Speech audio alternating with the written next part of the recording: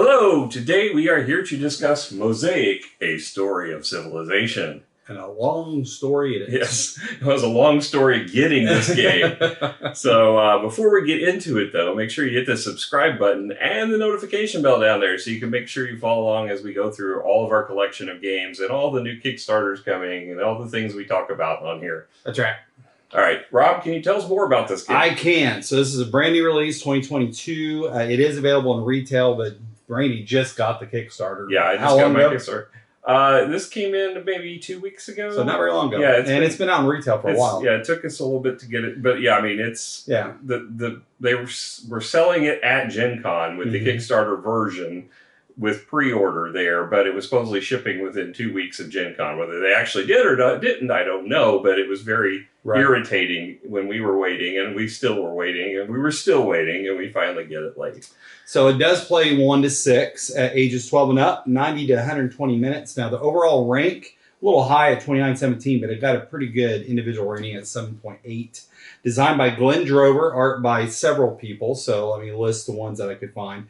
Jared Blando, Hendrik Nowak, Jacoby O'Connor, Gregor Pedrix, I think is how you pronounce it, published by Forbidden Games. Some of different prices here. So we got the Kickstarter price of $149. That's the deluxe colossal whatever edition this is. So it comes with a lot of stuff. Retail is $69.99, but Card House has got it for $49.79. And Geek Market had it all over the place. You know, the box for the standard edition is smaller than this one, and it's got a lot less of the components, a lot more cardboard. So definitely a difference in quality as far as you compare. So looking at the quality of this version, the Colossal, I got to say it's a mixed bag. I think there's some stuff that's just excellently done, as a lot of the Forbidden Game deluxe ones have been. The pieces are, all the wooden pieces are screen printed, or you know, they have or silk screen. They're silk screen, or there's it may be a sticker, but it's heat transferred on. Right. The coins are amazing. They're metal and they are tinted. Yep.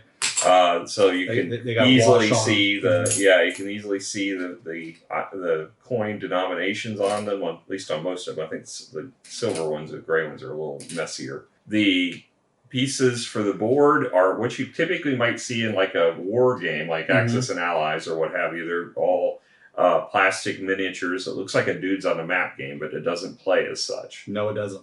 The cardboard, one of our grievances with the game was it didn't really tell you which bits of cardboard you needed from the box, because they included all they included everything. So whether you had this miniatures, you saw the cardboard versions of exactly of what you would use. So I've got punch boards, like huge punch boards filled with tokens, and I'm like, okay, which ones do I need? Which ones I don't need? I went online and found people saying, okay, you only need these things. So I punched those out.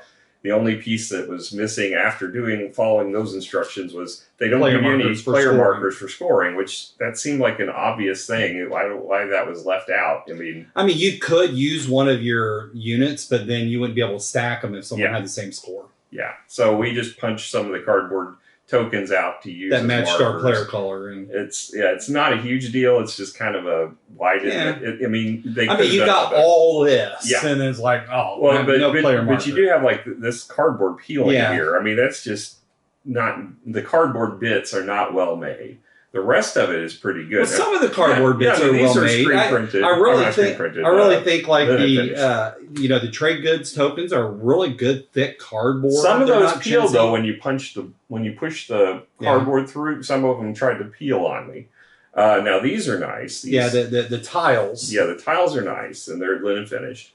The cards are all really nice. The cards are linen finished, super thick. And they're really thick. Yeah. These are good quality cards. Really good quality cards. And all the plastic is really nice. Other than the scoring board, the main player board's really good shape too. Yeah. It's a quad board, so it folds in 4 pieces, but it's really good quality. There's no bowing to it at all. So and the other odd choice is the reference cards. Yeah. If I had to complain about anything component wise, it's this. The reference cards, they're good. One, they don't include the actions. We'll get to in the rules. but they only give you 3 of them, and it's a six-player game. This is something you're going to be referencing throughout the game, and it's strategically. When I'm taking my turn, I want to make sure I'm doing the thing that's going to be most advantageous. You need one of these per player. Yeah, and they gave us 3. I mean, we played a 3-player game, and luckily we had enough. Yeah, but we would have had to share because there's so much information. And they gave us 2 rule books for some reason. I still don't understand that. Keep one of the rule books. Maybe there wasn't supposed to be. It was a maybe a misprint or something. The fact that they put 2 in there, they're exactly the same. Mm-hmm. I would rather had 1 rule book, 6 of these. Right, it would have been much more useful. But all in all, I still think this is probably a 9 for me. I'm going to probably dock at 1 point because of the cardboard peeling that they had. But there's not much cardboard in it. I agree. I mean, it's a beautiful looking game component wise, and it has a lot to offer. It's really neat. Yes. So moving on to theme. So the theme of this is basically kind of the ancient times, your civilization building, the area of Europe and Africa and Asia that where most life was occurring back in your major times. Mediterranean area of the world. So there's you get a board that has basically a region in it. Like Miranda had Assyria, I had Greece, I had Carthage, but there was really no rhyme or reason to those because you can place your starting units on the board anywhere you want. So there's not it's not a historical tie. They did match some of the colors to the board, but it's not required that you play in that region. Theme to me is kind of layered on, except for the fact that when you get into the cards make sense with the theme. And the developments, I do like how the developments work. And the wonders. Yes. But there's not any kind of building on each other. Yeah, and the mechanics doesn't really fit the theme. Yeah, I mean, they don't go against it either, but it's just it's not the mechanics aren't thematic. Right. So some of your starter developments are rudimentary developments, but when you mix all the starters in that aren't used with the regular deck, and there's no dependency other than on the basic icons on there to say you have some certain numbers of each of those types of icons. So it's not like Anno 1800 where you had to have this technology developed before you could have that technology. I mean, I think it would have helped if there was maybe some flavor text or something that was on the cards that kind of lended a little bit more theme, but it wasn't awful. But it's kind of later on. But the cards are pretty easy to read. For sure. The iconography is really good. Yeah, really good. I like the art of the cards. I think do too. It's really well done. The only art problem I saw was on the board. First of all, there's a ton of setup in this game. Oh yeah, and there's a lot of hexes on there. But the only reason the hexes are there, it's not for movement, which is what you would expect. It's for positioning tokens on the board, but some of it's hard to tell where does it go. I think my biggest problem was the ports. It's hard to really differentiate where the ports were on the board. There was nothing to really make those pop out because the graphic design just kind of blended. Yeah, the boats kind of blend in with the water. Yeah, and the lines for the hexes kind of fade out, and it's really kind of hard to tell where things go. I mean, it's not a huge deal, but it was a little hard during setup to find those port cities. Mm-hmm. So all in all, I think the theme it's not heavy, but it is brought into the cards. I'm probably going to give it a 7, I think, for theme. I think 7's about right, because once you really get into the card play, there is some theme in that. So and I liked it a lot. All right. So let's discuss the rule book. So the rule book, I was expecting this to be a lot heavier than it was. If you look at the game, you would think that it's going to be very intimidating. Like brain burner to beyond Terra Mystica level. Yeah. I mean, just it would just totally blow you up. Yeah. So I was pleasantly surprised by the difficulty. I would call this a medium level game. This is definitely not a heavy game. I would say medium close to heavy, especially when you go into scoring. Scoring could be a little bit more complicated. Well, there's a lot to it. There's a lot to it. Not complicated, but a lot. Yeah, I agree with that. There's a lot. And I think that's the theme of this game. There's a lot of everything. There's a lot of setup. There's a lot of pieces. There's a lot of scoring. There's a lot of cards. There's a lot of things to do in this game. But the rulebook actually does a really good job of explaining it in a very simple way. So, it breaks down all the different actions. But what it doesn't do is give you a lot of detail around it. So, for example, specific cards, you'll just restate exactly what the card states. It doesn't give you any kind of more background. Like, for example, I had a scoring card that said score for 2 points per wonder. Is that 2 points for wonder I have, or 2 points for every wonder? For all wonders. But everywhere you looked in the book where it referenced it, if you had looked to the card detail, it says 2 points per wonder. Well, okay, I'm assuming, I just went ahead and assumed it was per wonder. And I would have too. Literally what it said, but a lot of times it would be based on how many you had, and it doesn't. And there's really, I mean, as far as that goes, there was really only one thing I thought that we questioned, and that was the question mark token. Yeah. And so we assumed it was the wild mark, but there was a specific card or tile that referenced that. So maybe we were supposed to leave it out. Yeah, we didn't know if we were supposed to leave it out and it referenced that specific card, or if it truly was a random resource of your choice if you were able to acquire that token. We didn't know. Yeah, so there was a lot of confusion on bits and little pieces of it. Yeah, but nothing. It was pretty well done. I agree, and there was nothing that I would say made it harder or more difficult or anything. Mm-hmm. It's just a little confusing. And there weren't a lot of examples. Yeah, as you went through, so it was basically stating it and getting you through it. And but to your point, require it. That's what I was going to say. I mean, granted, there was not a whole lot of explanation to all the actions, but it's not that difficult. Yeah. So I didn't really need it. Yeah, I mean, I was surprised by the simplicity of the game. But it's not a beginner game. No, it's definitely not. So just because we're saying it's not complicated, this is not something you want to dive in for your first board game. Well, if you started, I'd probably give up gaming if this was my first board game. So, just just set up. It like I said. There's a lot. The setup alone was very It took us a while. It was clunky. I mean, these tokens, you fill the board with the tokens, and then you flip them over, and some of them have X's on them, and you remove them all. Which is needed because that gives you spaces where you can build your cities initially, stuff like that. Well, you can build on this where the tokens are, so it doesn't matter. It doesn't matter. It's really, just to distribute randomly the icons. Yeah, the different trade goods. But it's kind of annoying because you have to put them out and then you take them back off, and it's just a ton of excess that you really didn't need. But it works. It's just not a very efficient way of setting it up. And the other thing is that when you take the X's out, they're all going to be pulled in the box again. So when you get them out, you're going to figure out a good way of mixing all these tokens because there's a ton of them. There really should be almost a blind draw. Yeah. Like you have to place them in this order and then you draw them out of the bag and you might get an X. And if so, you skip that space. But even then, you got to keep track of where you are on the board then.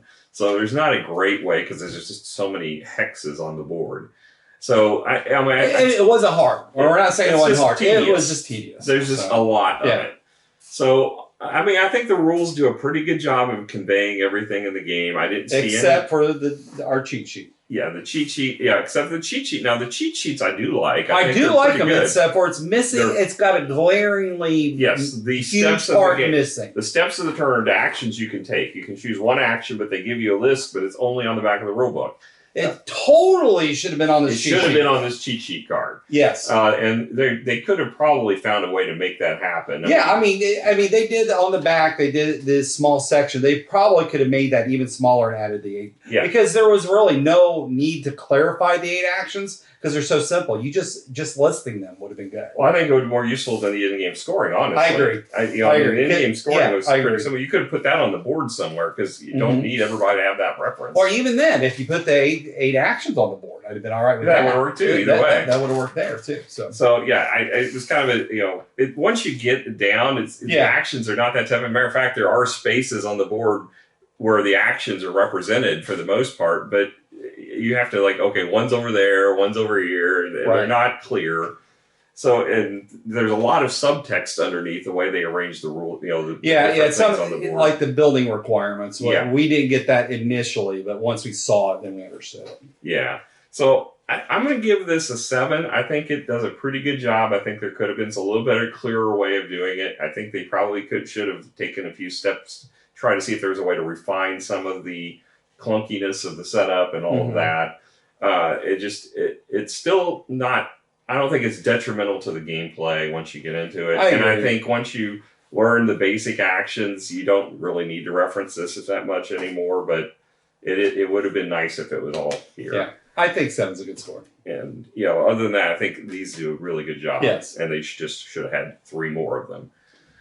All right. So beyond that, now going into the gameplay, there's a lot to this game, as we mentioned. There's a lot. There's 8 actions. We'll reference the different actions and kind of go through it, but you know, we're not going to go through all the setup because we've already talked about it. It's clunky. It takes a long time. You put out a lot of cards. You put out a lot of tokens. Then each individual player chooses a leader. I do like the leaders. I think that I do like that. They give you a ton of leaders to choose from, and so there's going to be a lot of variability just from the leaders' standpoint. So you're going to get a leader. It gives you your own special ability, and none of them felt like they were uber powerful compared to the others. I thought they were all decent. You know, I didn't see. It depends on your style of play and what cards, because you get dealt some initial cards, but you're going to draft those. Mm-hmm. So you draft your cards and you pick this to go kind of with it. It makes sense. But then you're going to have, after that, you're going to then have a choice of basically 8 different actions on your turn. You can work, which means you produce one of the different key items. So you have stats on your player board, and you just produce that amount plus your population. And so you'll get, you know, there's stone, there's food, and then there is ideas, which are all the kind of like main currency of the game. Yeah. Then there's coin, which the coin actually, it's probably the most common of the resources. But there's almost a negative side effect to if you want to get a lot of coin. Yeah, because there's an action you can take, which we'll get to in a minute, that gives you coin, but it also gives you negative victory points if you do it.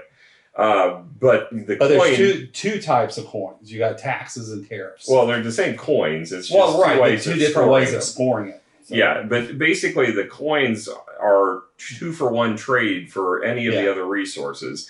That's important because otherwise the coin really don't have a whole lot of purpose in the game. They are used to pay to move your military units, which we never did. Yeah, military is very rudimentary in this. You don't use it much a little for bit attacking. Of area control there is. That's where it's used. Yeah, it's used for area control, but it's not used for attacking. You don't invade. There are some cards that you might get that let you remove pieces from another player one time. Remove one unit. Still jerk. So there's not. It looks like a dudes on the map type game, but really absolutely not. It's just representing how much influence you have. So even though this is a civilization game, this is not a 4X game. No, by any stretch of the imagination. So then the next action is population. So this population lets you increase your population. There's population cards. Or there's a base population trade-in. You can do, basically, you're trading food for additional people to put into your population, which are useful for increasing your production or for cashing in to build cities. Right. I spent all of mine building cities, whereas you guys were taking advantage of them for production more. Mm-hmm. The build action lets you build things. So mostly cities. Really? Yeah. So mostly it's cities. This is going to be there's different types, really, because there's towns, there's projects. Yeah. So basically, farms or towns are just a different type of town. It's a different tile. Yeah. So I think it's a little different. So basically, you're going to spend certain types of resources depending on what you get. So it's either like for building a city, you're building with stone and in population. So apparently your workers die while they're building your city. Of course they do. Or you're using them as mortar. I don't know, but it's there's a cost for each one of them that's different. Except for the towns are actually free. You can actually build them for free as long as you have a space next to your city. Mm-hmm. You just plop them down, and those will increase your production for the farm. Mostly food. They give you a scoring for gathering these tokens because they have different resources on them. And you got projects. Well, and the tokens are very similar to the functionality of Mare Nostrum. Mare Nostrum. That's what we were trying to think of earlier. But they work very similarly to Mare Nostrum in this game. So I like that commonality of this game. That's another one. And the art's similar to Mare Nostrum too, with the tokens anyway. Yeah, it gives me the feel of Mare Nostrum with a little less conflict. A lot less conflict. Well, there's not conflict is not that critical to Mare Nostrum. But it depends on how you play. It can be. It can be nasty. But you don't win the game. Like in Meridostra, if you get a certain token combination, you can just win the game outright. Here, they're just used for triggering scoring or for some of the income streams. So basically that you gain buildings on the board with the build action, and you get tokens from the board for where you place. Assuming you build on tokens. You could build on an empty space, but why would you want to? Yeah, if you can avoid it, you wouldn't want to. And you get the tokens. Some of them are immediate gratification tokens that give you additional resources. Some of them are just collect the set, and you'll get benefits for if potential you have in-game scoring too. Yeah.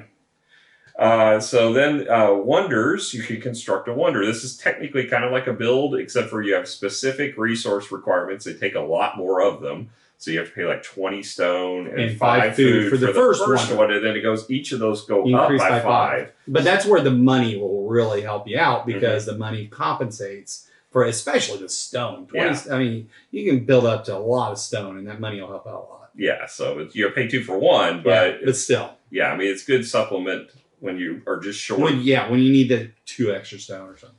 Yeah, and then the wonders give you victory point bonuses and some kind of special ability in many cases. Yeah. The technologies, these cost you ideas, and that's really the bulk of the game. Well, early game. Yeah, I mean, you have to focus on technology. So the technologies, the most important thing about technology is they give you a special ability, but the most important thing is they give you icons. Yep. And the icons will unlock the ability to get additional cards because they have prerequisites. Very similar to Terraforming Mars. Yeah. The other thing, though, is if you get sets of 6 of those icons, they have bonus tokens that are worth 6 victory points that you'll want to collect, because these are a lot of points for the end of the game. Yeah. So, and there's a second set where if you get certain conditions met, a lot of it's like if you score 12 in production in all the areas, then you get points. And then there's some other stuff. So there's different bonuses from Civilization. You actually play with a subset of these. Yeah, so you didn't play with all of them. Give you flexibility too. But you play with all of those because there's 1 per icon, as long as you get 6 of an icon. So getting a bunch of the same icon quickly is key to the game. So that's how Miranda ended up beating me by 1 point, which was frustrating because I had dominance of the board, but she had more points in the end game from me because of the cards and these bonus tiles. So it was kind of a balance. As far as the tax and tariff, which is the next action, this is a negative action because people don't like being taxed or tariffed. You get a crap ton of money. Yes, you can get a lot of money, especially if nobody takes the action. I got a ton because nobody had taken the action the entire game, and I'm like, well, that money's just sitting there. Well, I mean, there's 2 ways to get money. You get money from the card, and then you get money from the whatever residuals, which is any residuals from building. Anyone who builds cities of there's any some kind of money goes into the holding. Yeah. So basically, you claim the card, and there's 2 types. There's tax and tariff, and they have different scoring based upon the conditions of them. Yep. So tax has 1 set, tariff has another. And if you've got a lot of these trade goods, that's where tariffs come in. They're really handy. If you've got a lot of specific icons, that kind of look like Illuminati icons, sort of. The government. Yeah. It looks like Illuminati. And then your population size, you can get a lot of money from taxes. So it depends on which way you want to go with that, but you also get everything that's in the holding pool. I took advantage of that and got a ton of money at one point, but you do get negative victory points, but there's ways to offset those negative points, which I like that. I like the fact that you're not beholden to take a permanent negative if you can find a way to get rid of it. Right. But you might be scoring some big points later on with all that money you got, so it could be a wash. Well, the money's only a tiebreaker at the end of the game. I'm just saying you could use that money for other things, like your resources that you need. So you might be able to build a wonder, which he was able, that's how he got rid of his, but I don't know if all the wonders don't do that. So I may not have been able, my wonder did nothing against unrest. But I was able to score a lot of points with my wonder, so it compensated. It would compensate for it. But his was better. Yeah. Well, it depends on the situation. I had one that was, I got ones that I thought strategically were best for me. I got 12 points off of both of them. And they're not, and they're not really that terrible. This one gives you like -3. That's only -1. So not too bad. Yeah. And then you have the military action. The military action, again, is for gaining influence in areas. So you basically pay a cost in coin to buy military, or you can pay coin to move your military from one region to the next. The hexes don't matter when you're moving. It's just regions. They don't occupy any hexes, which was confusing at first because it looks like, from playing games like Axis and Allies, you move from one space to the next. Here it's region to the next. And this is one of the problems I found with the game is they give you kind of in the rules which regions are connected to each other, but there's nothing on the board to indicate which regions are There's touching. not like a border or other than color. Or they could have done a dotted line to show this region connects over here because that's not something that's intuitive to think that there's a big ocean between the two. I think that's a big negative too, especially for someone who's colorblind. They would have a really hard time telling which region is which. Yes, that's true. Because that's really the only thing that separates them is color. Mm-hmm. And even then, it's sometimes difficult. Yeah, even then it's difficult. But we can see okay. Mm-hmm. Well, speak for yourself. That's what really all the military is for. Recruiting military units, which each one gives you additional influence in an area. And that's a small criticism, too, because you had two different types of military units, and they really weren't any different. No. So you had cavalry and infantry. Well, you have three if you count. There's also the siege engines. But they really did nothing as far as one wasn't worth more than the other as far as influence. Yeah, I think siege engines might be worth it because I never saw anything. Cities. I don't know. I didn't see a siege engine card come up. You had to have a specific card for the siege engines, but there are a ton of cards. There are. So whether you're going to get to see all the cards during the game, you don't know. Right. And then there's the government action, which basically there are forms of government in here, which I like this also. I did too, but it's pretty hard to get one. Yeah, because a lot of them require those. They require the government, government icon, which totally looks like the Illuminati icon. Yeah, I never even saw any until like the late part of the game. And Miranda got hers pretty early. Mm-hmm. I got mine about middle of the game, and Randy never really got one. I got one at the very end. Did you? Yeah, because I got a card that had two of those icons on it, and I'm like, okay, now I can get one of those. But there's one that lets you do it with just the military. Right. But it's very weak compared to the other ones. I mean, I would not. I was like, well, I could take it, but why? Yeah. So yeah, I mean, definitely you need those icons specifically. But they do help because, like my monarchy gave me 3 production in both food and stone. Yeah. But more importantly, is in each of the 4 decks of cards on the board, there are scoring cards mixed in, depending on how many players they are, where they get mixed into the deck. But when they come up, they trigger an immediate scoring after you finish your turn. And governments have specific ways to score points. And they could be big points. Yes, they can give you a lot of points. So it'd be good to have one of those. Yeah. I had finally got one after I think the scoring was all done. Mm-hmm. No, I think I got one. I got it right before the second scoring. Oh, see, I got mine. Yeah, I got mine way before the second scoring, but I didn't get any points off of it.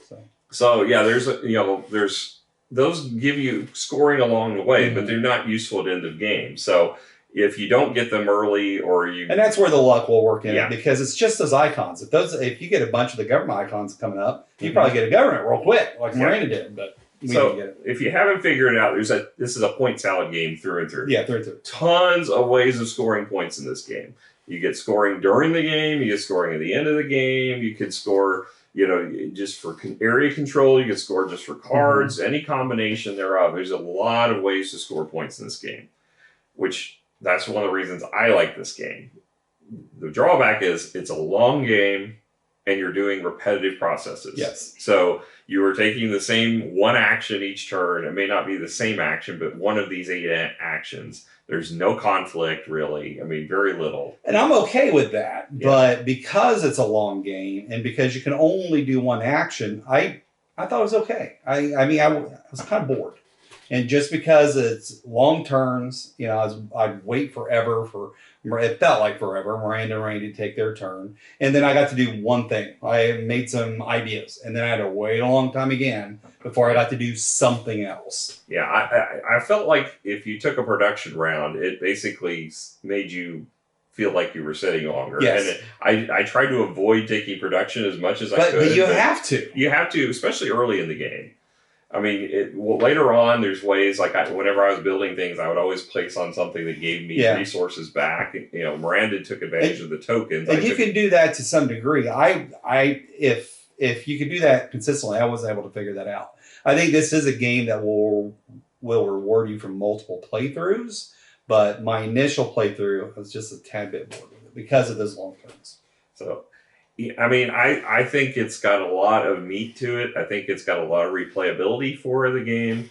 I enjoy games where I can build up an engine. This didn't really feel like the engine build up. No, I was hoping it was going to. It didn't feel like that, but it does have the matching icons and getting sets, which kind of is engine building, but it's not to the level I was hoping it would be. Yeah. I was hoping you'd have a card that would trigger other cards and stuff like that. You don't see that too much in this game. All in all, I'm probably at an 8 on this is where I'm at. I think it's a really good game. If you like point salad games, you don't mind a long game, you don't mind all the setup and all the you know, the length of time this game's going to be you're going to be investing in it. But I think it could have had a little more zing to it, I guess. I'm a 7 because the turns were way too long for me to where I didn't get enough for the short turn that I had.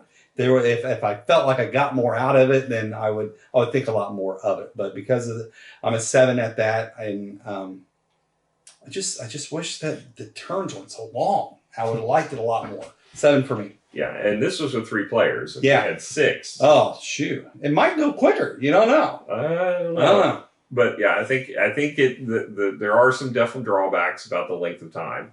But yeah, I mean, I still enjoyed it. I know Miranda liked it quite a bit. I mean, she might have liked it more because she got to beat him by 1 point, which she really likes that. It's irritating how often that happens. The first time we play a game, and she ends up beating me by 1 point in a game. And it's because it's especially frustrating when you have this many ways of scoring. Yeah. Well, you love your point salads. I do. Yeah. And first, to her have all those in-game points to come in, and which is generally the way he wins anyway. Is in-game scoring. But to come back and for us to both get all those in-game points going, and then it's 1 point. If it even been a tie, then I would have won because I had more coin than she did. He just didn't like losing. Yeah. Let's get done. Let's be real. Yeah. Yeah. All right. Well, that's our thoughts on Mosaic. If you've got a chance to play it, let us know what you think. We'd love to hear from you down in the comments. Absolutely. Please do. If you have any questions on it, let us know. We'd love to share any more information we might be able to get for you. If you have any other recommendations for good Civilization games, let us know that too. We like Civilization games, especially ones that don't have a lot of combat because that's what Miranda's big beef is. So, all right. Well, until next time. Bye. Bye.